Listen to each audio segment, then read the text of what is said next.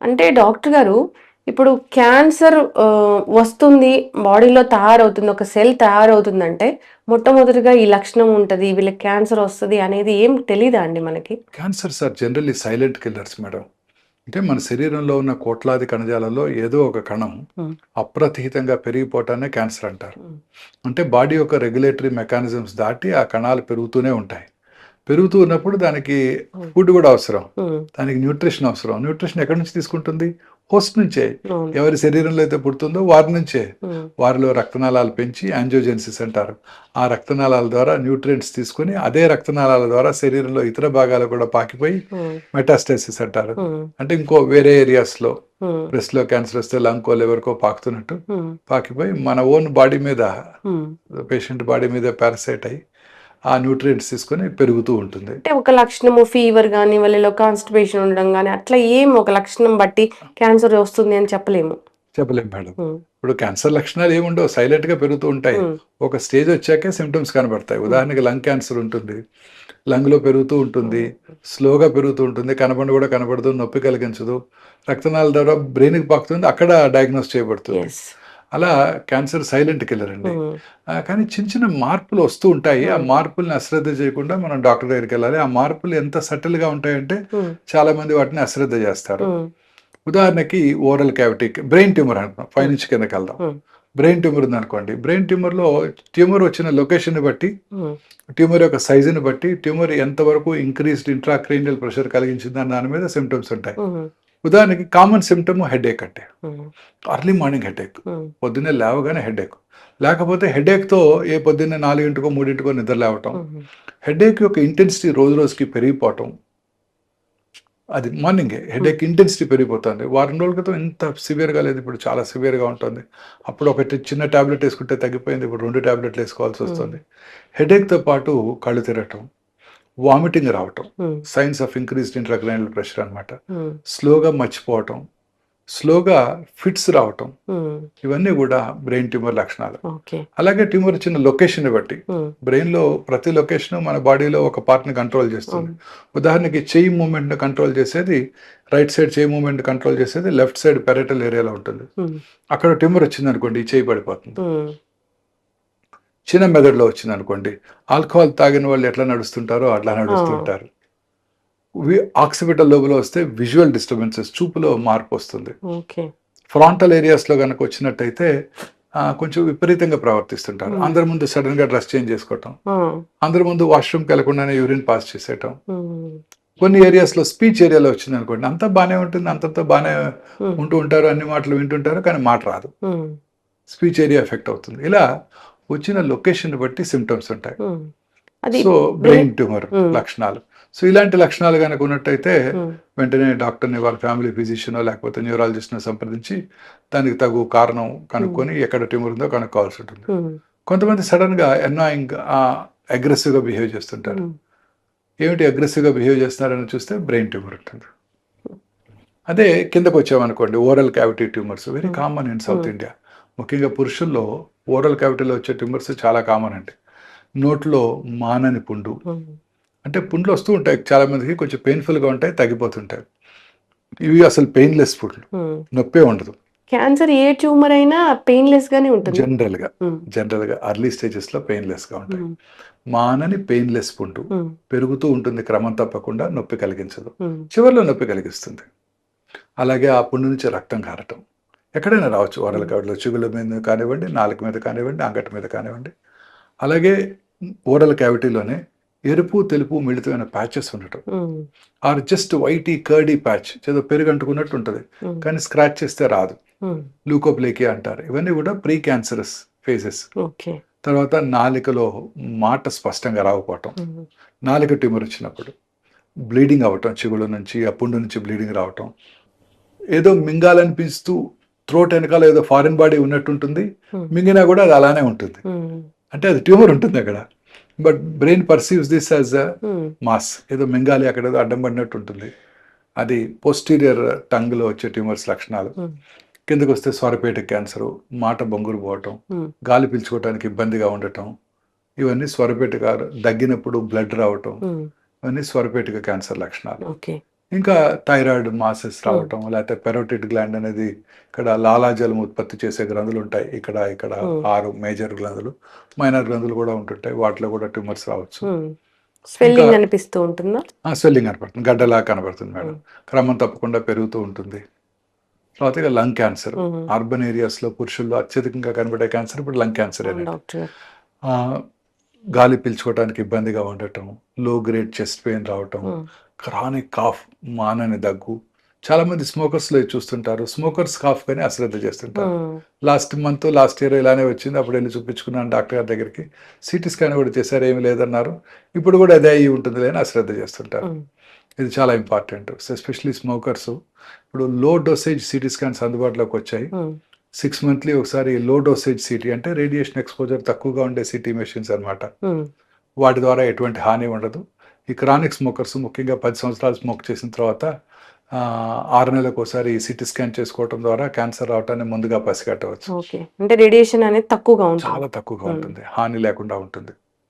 ఇక కిందకి వెళ్ళినట్టయితే గ్యాస్ట్రో ఇంటెస్టైనల్ ట్రాక్ట్ క్యాన్సర్స్, అన్నవాహిక, అన్నం మింగటానికి అడ్డం పడటం, ముందుగా సాలిడ్స్ కి తర్వాత లిక్విడ్స్ కి పూర్తిగా బ్లాక్ అయిపోవటం, తినలేకపోవటం, వామిటింగ్ రావటం, వామిటస్ లో బ్లడ్ ఉండటం. అలాగే gastric cancer, South Indian men లో one of the commonest cancers. అది కొంచెం ఫుడ్ తిన్నా పొట్ట ఫుల్ అయినట్టు ఉండటం, ఎప్పుడు గ్యాస్ పట్టినట్టు ఉండటం. చాలా మంది గ్యాస్ పట్టింది అనుకుంటారే తప్ప ఆ లోపల ట్యూమర్ ఉందని ఇప్పుడు కూడా అనుకోరు. సౌత్ ఇండియాలో చాలా కామన్ ప్రాబ్లం ఇది, అసలు క్యాన్సర్ అని అసలే అనుకోరు. తర్వాత మోషన్ లో బ్లడ్ బ్లాక్ కలర్ లో రావటం చాలా ఇంపార్టెంట్. ఎందుకంటే ఈ స్టమక్ లో ఉన్న యాసిడ్ ఆ బ్లడ్ ని బ్లాక్ కలర్ గా మారుస్తుంది. లూజ్ మోషన్స్ అవటం, ఇవన్నీ కూడా గ్యాస్ట్రిక్ క్యాన్సర్ లక్షణాలు. వామిటింగ్ రావటం, వామిటస్ లో రక్తం పట్టడం, కొంచెం ఫుడ్ తిన్న పొట్ట ఫుల్ అయినట్టు ఉండటం, ఇవన్నీ కూడా గ్యాస్ట్రిక్ క్యాన్సర్ లక్షణాలు. ఇంకా పెద్ద పేగుల cancer, very common cancer. Alternating constipation, diarrhoea, loose motions రావటం, మోషన్లో బ్లడ్ పోవటం. సో చాలాసార్లు మోషన్లో బ్లడ్ పోయినప్పుడు పేషెంట్కి ఎనీమియా వస్తుంది. ఎనీమియా వచ్చినప్పుడు రక్తహీనత వల్ల ఆయాసం రావటం, అలసటగా ఉండటం ఉంటుంది. జనరల్గా ఎవరైనా నడి వయసులో అలసటగా ఉంటే ఫస్ట్ కార్డియాలజిస్ట్ని సంప్రదిస్తారు. వాళ్ళు కర్నరీ క్యాథర్ ఇది కూడా చేసేసి, కర్నరీ యాంజియోగ్రామ్ కూడా చేసేసి 1-2 బ్లాక్స్ ఉంటాయి ఆ వయసులో, దానికి ట్రీట్మెంట్ కూడా ఇస్తూ ఉంటారు. చాలాసార్లు రక్తం తగ్గడానికి గల కారణం ఈ గ్యాస్ట్రిక్ క్యాన్సర్ కానీ కోలన్ క్యాన్సర్ కానీ అవ్వచ్చు. మోషన్లో బ్లడ్ పడటం, మోషన్ పాస్ చేసిన తర్వాత బ్లడ్ రావటం, ఆ మోషన్ యొక్క క్యాలిబర్ అంటే ఒక టూత్ పేస్ట్ లాగా సన్నగా రావటం, alternating constipation, diarrhoea, motion pass చేసిన తర్వాత ఇంకా మోషన్కి వెళ్ళాలనిపిస్తూ ఉండటం. అంటే లోవర్ రెక్టల్ క్యాన్సర్లో ఇలాంటి సింటమ్స్ చూస్తుంటాం. ఫీలింగ్ ఆఫ్ ఇన్కంప్లీట్ ఎవాక్యుయేషన్ అంటారు. అంటే మోషన్ పాస్ చేసినప్పటికీ కూడా ఆ ఫీలింగ్ రాదు. మామూలుగా మనం మార్నింగ్ ఫుల్ మోషన్ పాస్ చేసాం అనుకోండి, ఒక చక్కటి ఫీలింగ్ ఉంటుంది. ఆ ఫీలింగ్ ఉండదు. ఆ ట్యూమరు ఆ బ్రెయిన్కి ఇది ఇంకా మోషన్ అక్కడే ఉన్నట్టు భావన కలిగిస్తుంటుంది. సో ఇవన్నీ కూడా క్యాన్సర్ లక్షణాలు. స్త్రీలలో ముఖ్యంగా ఈ బ్రెస్ట్ క్యాన్సర్, గర్భసంచి ముఖద్వార క్యాన్సర్ చాలా ఎక్కువగా చూస్తుంటాం. ఇంకా బ్రెస్ట్ లో గడ్డ రావటం, బ్రెస్ట్ యొక్క సైజులో కానీ షేప్లో కానీ మార్పు రావటం, బ్రెస్ట్ యొక్క స్కిన్ ముడతలు పడినట్టు ఉండటం, బ్రెస్ట్ యొక్క స్కిన్ మీద నరాలు ఉబ్బినట్టు ఉండటం, నిపుల్ ఏరియాలో దగ్గర పుండ్లు పట్టడం, నిపుల్ నుంచి బ్లడ్ బ్రౌన్ బ్లాకిష్ డిశ్చార్జ్ రావటం, సంఖలో గడ్డలు ఉండటం, ఇవన్నీ కూడా బ్రెస్ట్ క్యాన్సర్ లక్షణాలు. అలాగే ఈ గర్భసంచి ముఖద్వార cancer, white discharge, bloody discharge, periods కాన్ టైంలో బ్లీడింగ్ అవటం, ఇంటర్మెన్స్ట్రల్ బ్లీడింగ్ అంటాం, post coital bleeding, low grade lower abdominal pain, కింది పొట్టలో నొప్పి రావటం, ఇవన్నీ కూడా గర్భసంచి ముఖద్వార క్యాన్సర్ లక్షణాలు. పీరియడ్స్ ఆగిపోయిన తర్వాత స్త్రీకి ఎవరికన్నా మళ్ళీ రిపీటెడ్ గా బ్లీడింగ్ అవుతున్నట్టయితే అది గర్భసంచి బాడీ క్యాన్సర్ ని సూచిస్తుంది. గర్భసంచి బాడీ క్యాన్సర్స్ కూడా చాలా కామన్ గా చూస్తున్నాం ఈ మధ్య కాలంలో. బాడీ క్యాన్సర్ అంటే గర్భసంచిలో 2 పార్ట్స్ ఉంటాయి మేడం. పైన ఉండేది బాడీ, కింద ఉండేది ముఖద్వారం, సర్విక్స్. సౌత్ ఇండియాలో కామనెస్ట్ క్యాన్సర్ ముఖద్వార క్యాన్సర్. బాడీ క్యాన్సర్ ఎస్పెషల్లీ ఎఫ్లూయెంట్ అంటే rich, obese, hypertensive, diabetics లో చూస్తుంటాం. వెస్టర్న్ వరల్డ్ లో కూడా అది ఎక్కువగా చూస్తుంటాం. పీరియడ్స్ ఆగిపోయిన తర్వాత ఎవరికైనా మళ్ళీ బ్లీడింగ్ వచ్చినట్టయితే must think of body cancers, గర్భసంచి బాడీ క్యాన్సర్స్ అన్నమాట. అలాగే అండాశయ క్యాన్సర్, ఈ అండాశయ క్యాన్సర్ ఇన్సిడెన్స్ కూడా ర్యాపిడ్ గా పెరుగుతుంది. ముఖ్యంగా పట్టణ ప్రాంతాల్లోని ప్రజల్లో ఈ అండాశయ క్యాన్సర్ చాలా కామన్ గా చూస్తుంటాం. ఇది classical silent killer madam. Symptoms ఏమీ కలిగించదండి. పెరుగుతూ ఉంటుంది లోపల, కొంచెం పొట్ట వచ్చినట్టు అనిపిస్తుంది. నాకు తెలుసు ఒక పేషెంట్, నాకు పొట్ట పెరుగుతుందని చెప్పి కేబీఆర్కి వెళ్ళి జాగింగ్ కూడా చేయడం ప్రారంభించారు, కానీ లోపల ట్యూమర్ ఉందని గ్రహించలేదు ఆ అమ్మాయి. సో చాలా కామన్ క్యాన్సర్. ఏం డిస్కంఫర్ట్ అట్లా ఏముండదండి, ఏముండదు, పొట్టలో పెరుగుతూ ఉంటుంది అంతే. సిమ్టమ్స్ ఏమి కలిగించవు. పొట్టలో పెరిగిపోయి వాటర్ వచ్చినాక, పొట్ట ఉబ్బిపోయినాక అప్పుడు డాక్టర్ దగ్గరికి వస్తుంటారు. ఏం లేదండి గత 3 వారాల నుంచి వాటర్ వచ్చిందండి అంటుంటారు. ఇలా ఈ కామన్ గా చూస్తుంటాం. అలాగే సాఫ్ట్ టిష్యూ ట్యూమర్స్ కణజాలంలో ఎక్కడైనా రావచ్చు. కాల్లో కానీ, తొడలో కానీ, కాల్లో కానీ, బ్యాక్ మసిల్స్ లో కానీ, పొట్ట మసిల్స్ లో కానీ, ఎక్కడైనా. ఇవి కూడా ఎటువంటి సిమ్టమ్స్ కలగజేయవు. పెయిన్లెస్ లంప్ పెరుగుతూ ఉంటుంది, అశ్రద్ధ చేస్తుంటారు, అది శరీరంలో ఇతర భాగాలు కూడా పాకిపోతుంటాయి. అలాగే బోన్ ట్యూమర్స్ ముఖ్యంగా చిన్నపిల్లల్లో కామన్ గా చూస్తుంటామండి. 10 to 30 years ఈ బోన్ ట్యూమర్స్ ఏమి సిమ్టమ్స్ ఉండవు. ఏదో దెబ్బ తగిలితే అప్పుడు డాక్టర్ అక్కడ చూపించుకోవడం, అక్కడ గ్రహించడం జరుగుతూ ఉంటుంది. లేకపోతే సిమ్టమ్స్ ఏ ఉండవండి, చాలా స్టేజ్ పెరిగిపోయాక వస్తాయి. ఇంకా పుట్టుమచ్చల్లో వచ్చే ట్యూమర్స్ మెలనోమాస్ అంటారు. పుట్టుమచ్చ యొక్క కలర్ మారటం, ర్యాపిడ్ గా పుట్టుమచ్చ పెరగటం, అల్సర్ ఏర్పడటం పుట్టుమచ్చ మీద, పుట్టుమచ్చ నుంచి స్కిన్ ఫ్లేక్స్ ఒకటిగా ఊడిపోతూ ఉండటం, పుట్టుమచ్చ మీద పుండుబడి బ్లీడింగ్ రావటం, ఇవన్నీ కూడా పుట్టుమచ్చల్లో క్యాన్సర్ వచ్చినప్పుడు కనబడే లక్షణాలు. స్కిన్ క్యాన్సర్ డాక్టర్, ఇవి కనుక ఉన్నట్టయితే అశ్రద్ధ చేయకుండా దగ్గరలో ఉన్న వారి ఫిజిషియన్ కి, ఫ్యామిలీ డాక్టర్ చూపించుకోవాలండి. ఎప్పుడు కూడా అశ్రద్ధ చేయకూడదు పెరుగుతున్న పుట్టుమచ్చలు ఎప్పుడు కూడా. ఇంకొకటి బ్లడ్ క్యాన్సర్ అంటారు. బ్లడ్ క్యాన్సర్స్ చాలా కామన్ గా చూస్తున్నామండి, ముఖ్యంగా పిల్లల్లో చాలా కామన్. ఒక గుడ్ న్యూస్ ఏంటంటే పిల్లల్లో వచ్చే చాలా రకాల బ్లడ్ క్యాన్సర్స్ క్యూర్ అవుతాయి, గ్రాటిఫైయింగ్ రిజల్ట్స్ ఉంటాయండి.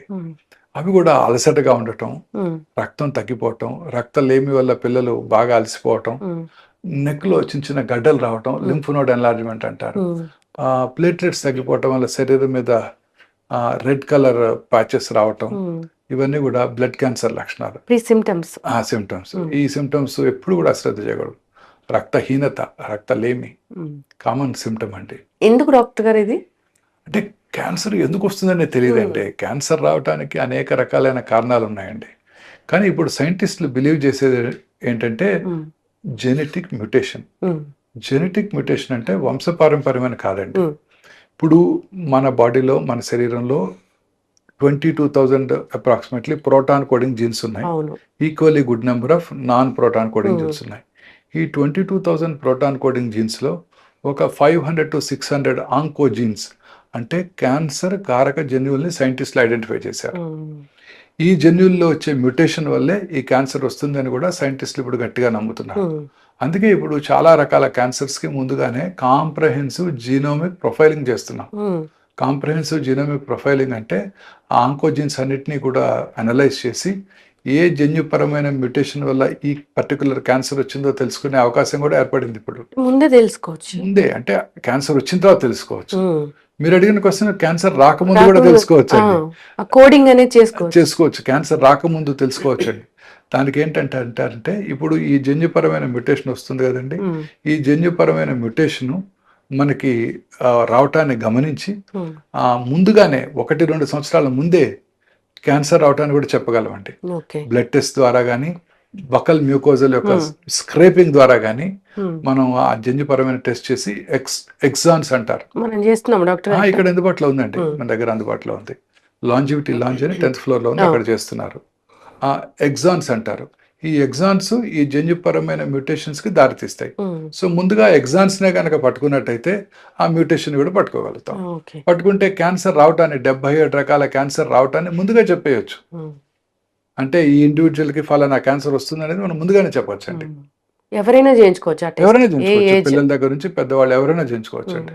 బెస్ట్ కదా డాక్టర్. ఎస్, ఖచ్చితంగా 1 year 2 years ముందే ఈ పర్టికులర్ క్యాన్సర్ వస్తుందని కనుక తెలుసుకున్నట్టయితే దానికి రెగ్యులర్ గా స్క్రీనింగ్ చేసుకోవటం, దాన్ని రాకుండా ఏమైనా చేయగలమా అనే సజెషన్స్ కూడా ఈ టెస్టే ఇస్తుందండి.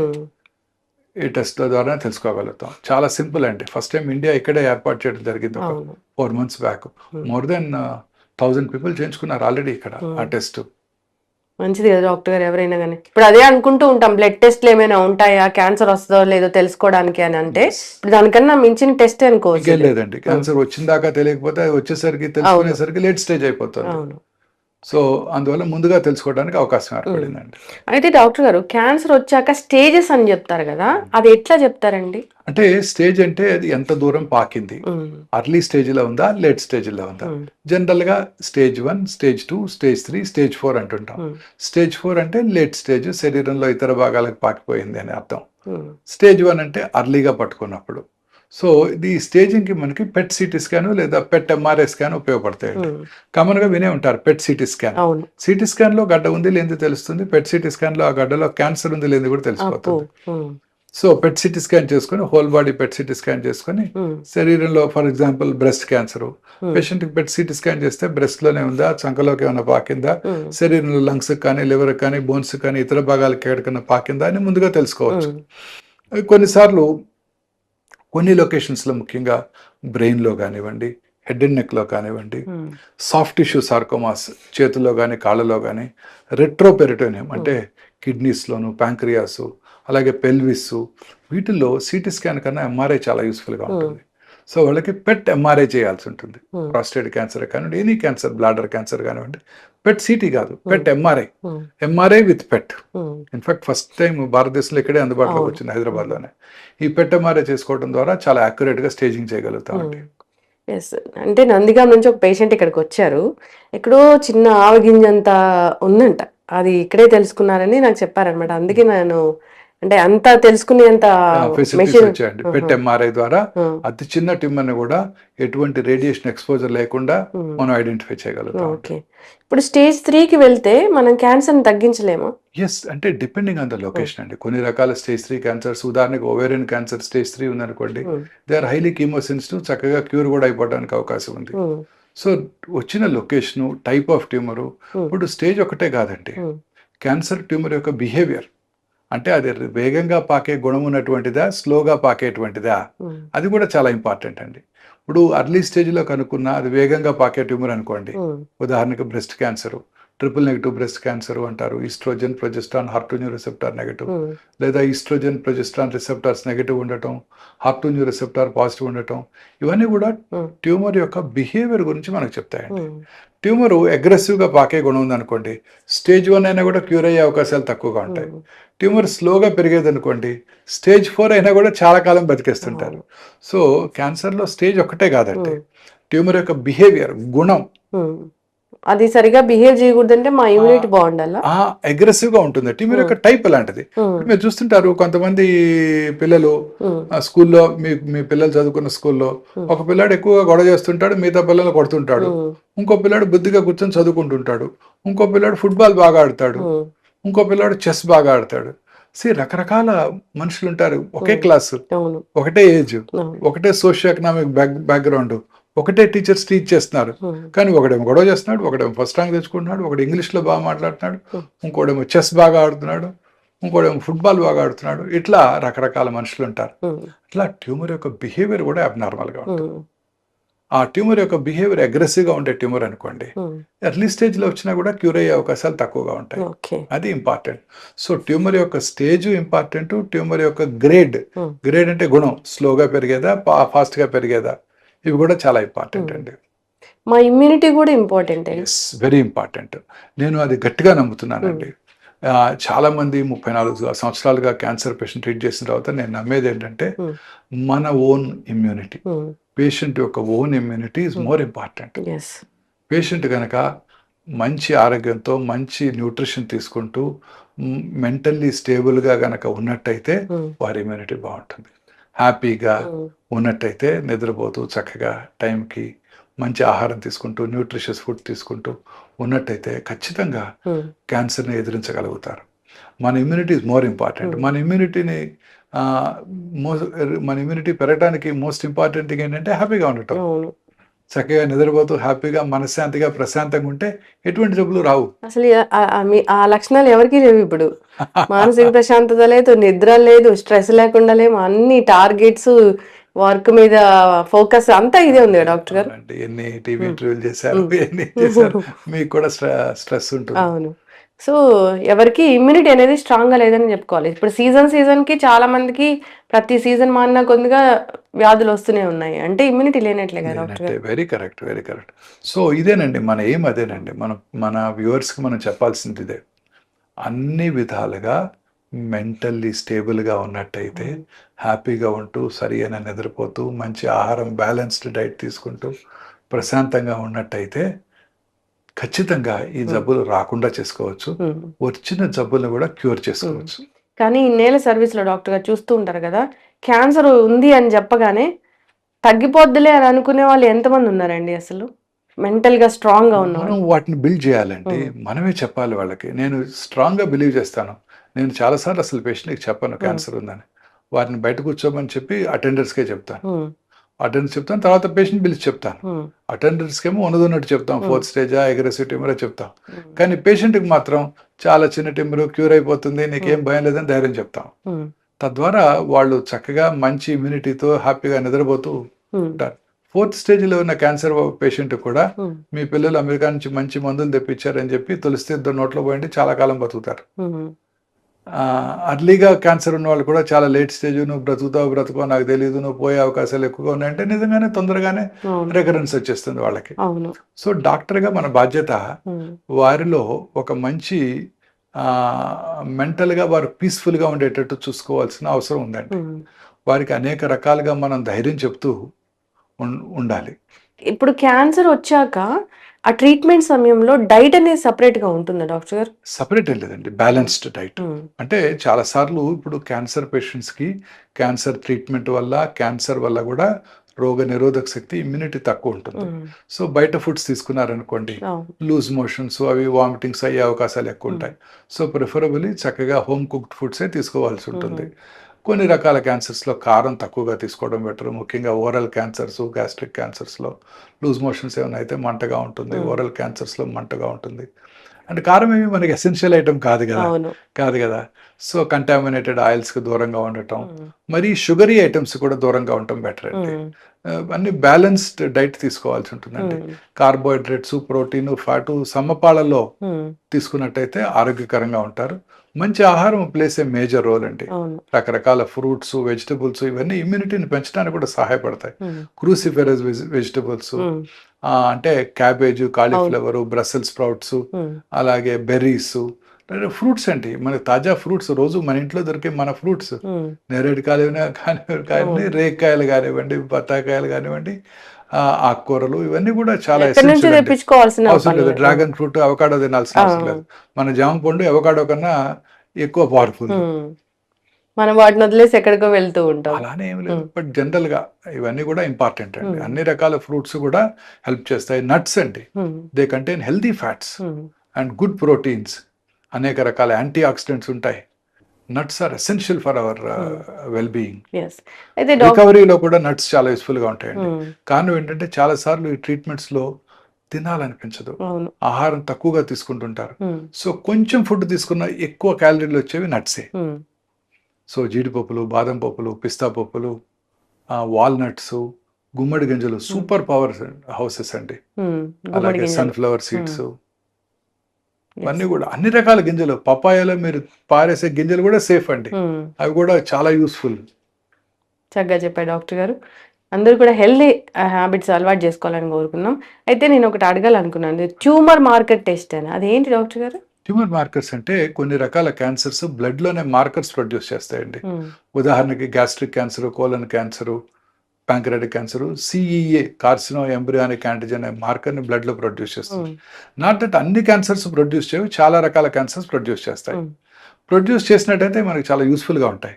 ఇప్పుడు ఆ లెవెల్ ఎలివేటెడ్గా ఉన్నప్పుడు మనం ట్రీట్మెంట్ ఇచ్చాక తగ్గిపోవాలి. తగ్గిపోయిన తర్వాత మళ్ళీ 6 నెలలకు 6 సంవత్సరాలకు పెరుగుతుంది అనుకోండి, మళ్ళీ జబ్బు తిరగబెట్టినట్టే.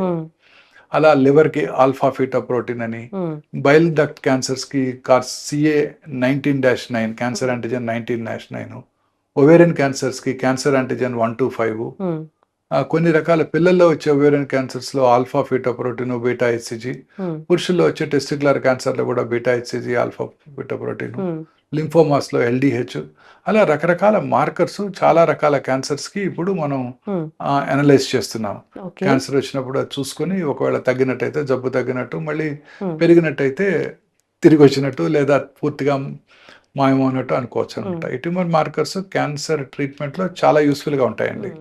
ఒకసారి క్యాన్సర్ ట్రీట్మెంట్ అయిపోయింది, మొత్తం తగ్గిపోయింది, తర్వాత ఇమ్యూనోథెరపీ అలాంటివి కూడా ఇచ్చారు, తగ్గిపోయింది అన్నప్పుడు మళ్ళీ 5-6 సంవత్సరాలకి ఎందుకు కొంతమందిలో తిరగబెడుతుంది క్యాన్సర్? వేరే అవయవానికి ఎందుకు వస్తుంది? Nobody nose madam. క్యాన్సర్ అంటేనే అది శరీరంలో ఇతర భాగాలు కూడా పాకుతుంది, ఎక్కడైనా తిరగబెట్టవచ్చు. అది లంగ్ క్యాన్సర్ లంగ్లో తగ్గిపోవచ్చు, బ్రెయిన్లో పెరగచ్చు, సో ఎక్కడైనా రావచ్చు. సో మనకి కరెక్ట్గా సైంటిస్ట్ కూడా ఇంతవరకు కనుక్కోలేకపోయారు ఎందుకని కొంతమందిలో తిరిగి వస్తుంది. 4 ఏళ్ళకి తిరిగి వచ్చింది, కొంతమందికి 20 ఏళ్ళకి కూడా తిరిగి వచ్చింది. 20 ఏళ్ళుగా ఆ క్యాన్సర్ సెల్ బాడీలో ఎట్లా ఉంది, ఎందుకు రియాక్టివేట్ అయింది అనేది ఎవరికి అంతు చిక్కని ప్రశ్న. కానీ ఒకటి మనం ఇన్ఫర్ చేసుకోవాల్సింది ఏంటంటేనండి, మన రోగ నిరోధక శక్తి తగ్గినప్పుడు ఇట్ టేక్స్ అప్పర్ హ్యాండ్. అంటే క్యాన్సర్ క్యూర్ అయిన తర్వాత కూడా క్యాన్సర్ కణాలు వారి బాడీలో ఉంటాయి, బట్ మన ఇమ్యూన్ మెకానిజమ్స్ వాటిని చెక్లో పెట్టాయి, అంటే పెరగకుండా చూస్తున్నాయి. మన ఇమ్యూనిటీ తగినప్పుడు వేరే ఇతరత్ర కారణాల వల్ల అవి అప్పర్ హ్యాండ్ అయ్యి అవి మళ్ళీ పెరగడం ప్రారంభించాయి. ఇలా కూడా భావించవచ్చు అండి. అందుకే మన immunity plays a major role, అవును, very important role. Cancer cure చేసుకోవడానికి, క్యాన్సర్ తగ్గిపోయిన తర్వాత మళ్ళీ తిరగబెట్టకుండా ఉండటానికి కూడా మన ఇమ్యూనిటీ ఇంపార్టెంట్. అందుకే ఈ మధ్య చాలా స్టడీస్ వచ్చాయి. రెగ్యులర్గా ఎక్సర్సైజ్ చేస్తూ మంచి డైట్ తీసుకుంటూ ఆరోగ్యంగా ప్రశాంతంగా ఉన్నట్టయితే తిరిగి వచ్చే అవకాశాలు కూడా తగ్గిపోతాయి. ఎప్పటికీ క్యాన్సర్ రాకూడదు అంటే ఏమైనా జాగ్రత్తలు ఉంటాయా? అంటే హెల్దీ ఫుడ్, అంటే కొన్ని రకాల జన్యుపరమైన కారణాలు మన చేతిలో లేవండి.